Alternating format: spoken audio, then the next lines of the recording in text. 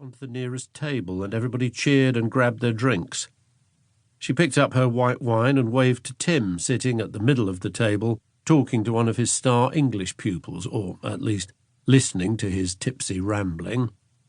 He gave her a long-suffering smile and mouthed, "Sorry." The boy had taken her seat. She smiled back and mouthed back, "No problem." "Here you go, Maddie," came a voice from the end of the table. She turned around. It was Josh Owen, a teacher the kids definitely adored. A free seat next to him. Should she? With a quick glance at Tim, she skirted a group of locals hemmed in by students and threaded her way round to the other end of the large table. "I could say I saved it for you, but that would be lying," said Josh. "Well, you certainly know how to flatter a girl. So, how did you like your first Cherringham prom?" "Good fun, huh?" said Josh. "I had some great students in that year. Sorry to see them go. Nice kids." If only they were all nice. Goes with the territory. Maddie took a sip of her wine. "You talked to the new head?" "Not tonight," said Josh quietly. "Not the right time." "But you are applying for the deputy job?" "Well, you bet. There's a lot needs changing, and from what I've heard so far, I like her plans." "I just hope I'm part of them," said Maddie. "You will be, if I've got anything to do with it." She laughed. "Hark at you, deputy head, sir, hiring and firing already." "You bet. Mind how you behave, Miss Brooks." "Always," she said, laughing. She liked teasing Josh, playing with him. He had a sparkle, as if he really enjoyed life. Unlike... She couldn't help but look down the table at Tim, still involved in a long, deep conversation. Her boyfriend. How she hated that word. God, she was nearly 30. Maybe I should start calling him my partner. But do I even want that? Fiancé? Though not official yet. Someone brought another tray of drinks over, and everyone started grabbing their refreshed pints and glasses. As she stared, Tim looked over at her. He smiled. She smiled back, and had a thought. What if Tim wasn't here? Then the seat next to Tim, empty. With a nod from Tim, she sailed away from Josh. "There you are," Tim said. "I was just saying that I want to do some real camping trips this summer, get some good long walks in, proper treks, you know?" She nodded. She noticed Tim looking at her. "How does that sound to you?" A smile. "Yes, shake off the school year, sounds great." Tim smiled at that, then turned back to the group. Out of the corner of her eye, she was aware of Josh getting up from the other end of the table. He looked, for a moment, confused. She watched him head into the front bar and thought, strange. But then she too got lost in the excited talk of summer plans, the precious time away from kids and school. Maddie smiled at the group of girls who now had her penned in a corner, chattering about exams and grades and how totally awesome it would be if they got their first choice of uni. She could see Josh over by a corner table. He seemed to be slugging a beer. How many was that, she wondered, as he scanned the room. And though she was looking in his direction, he didn't give any sign that he'd noticed her. He just kept scanning the packed pub. Looking for what? Or maybe seeing what? Tim came over from the bar, putting an arm around her shoulder. He eased her away from the group of girls. "God, thanks, Tim, if I hear one more exam story." But Tim looked concerned. "Something up with Josh?" he said, nodding across the room. Maddie turned and looked at Josh. "I don't know. He's been standing like that for ages." "I hadn't really noticed," said Maddie. "Think he's had too much? Let me go check on him."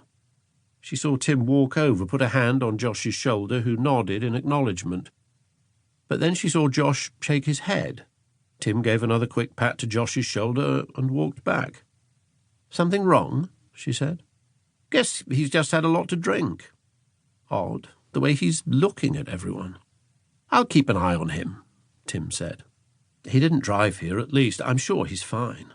She nodded and followed Tim as he rejoined the main group of teachers. Maddie checked her watch. Nearly 11. She'd been drinking water for the last hour, ready to go.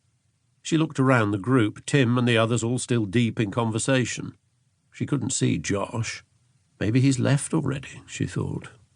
But then she spotted him in the main bar having a discussion with Billy, which looked more like an argument.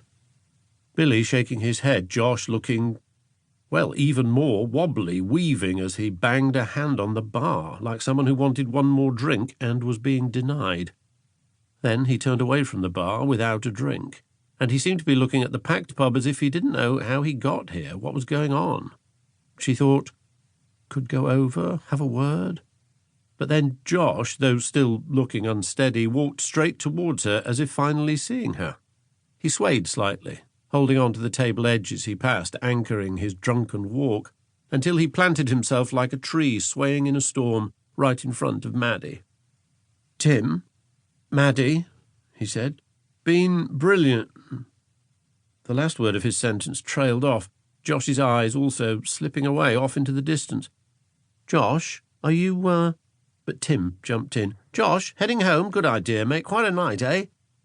Maddie looked at Josh's eyes, glazed, drunk. Or was something else going on too? It was good that he was heading home. "I'm okay. All the noise in here, can't even think, but sure, anyway." He looked at his watch, stared at it like he had never seen it before. "Time to leave you two to yourselves. Got to get some air, The words trailed away. He smiled at Maddie, a sad, confused half grin. Maddie, thinking someone really should walk home with him, saw Josh smile one more time, then sail to the door and out. He doesn't have far to go, she thought. He'll be okay. She couldn't just leave Tim and the others. Can't be the first time he's had one too many. At least, that's what she told herself.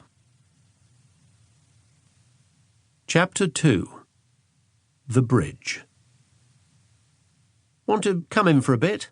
Tim said to Maddie as she dropped him off. "Nightcap?" Maddie forced a smile. "Been quite a night. Think bed sounds about right." As soon as she said that, she felt, well, that could be read the wrong way, but Tim nodded, accepting the gentle turn down. "Home safe," he said, leaning in for a quick kiss on her cheek. She kept the smile on. "You bet," she said. "Night." And then Tim shut the car door and headed into his cottage as she pulled away slowly. But she was not going home. Maddie drove as slowly as she could up Cherringham High Street, peering into every dark shop doorway, every little alleyway, searching for Josh Owen. He'd looked in a bad way, something wrong. Maddie, always the worrier. She'd driven by his house, lights on, curtains open, but no Josh. And when she called his number, no answer. And now it was past midnight and the streets were empty. If he was out here, surely she'd see him. She passed small groups of leftover students from the prom huddled together on street benches or sitting on the stone steps of the village hall, laughing, hugging, kissing, puffs of smoke escaping as well. She took a turn at the end of the high street, heading down a quiet street one way, then at another corner looping around. The night was still warm, but there was the beginning of a summer mist coming up to the village from the river. The street lamps hazy, sounds deadened. Soon she passed the ploughman's again, looking dark, closed already. Billy was good at that, getting everyone on their way home and leaving the bulk of the cleaning up to the next day. This, she thought, is pointless. Going round in circles, maybe over nothing. At least, that's what she told herself. She drove slowly past Cherringham's tiny police station. Lights on there, but she quickly pushed away the idea of telling them about Josh. After all, what would she say? Then, with her head swivelling left and right one last time, she told herself. A tap at her window. She jumped, the sound so unexpected. It was one of the students from the pub. Jake Pawson. Troubled kid, the other teachers said. Some of them said, just trouble. Maddie pressed the window button and it slid down. Over Jake's shoulders she could see his mate Callum Brady slumped against a wall. Jake leaned in, the smell of alcohol strong. "Miss, hi." Then, with a nasty leer, "You lost?" I'm okay, just, you okay, Jake?" I'm always good." She nodded, ready to raise the window. "You out here looking for someone?" he said every other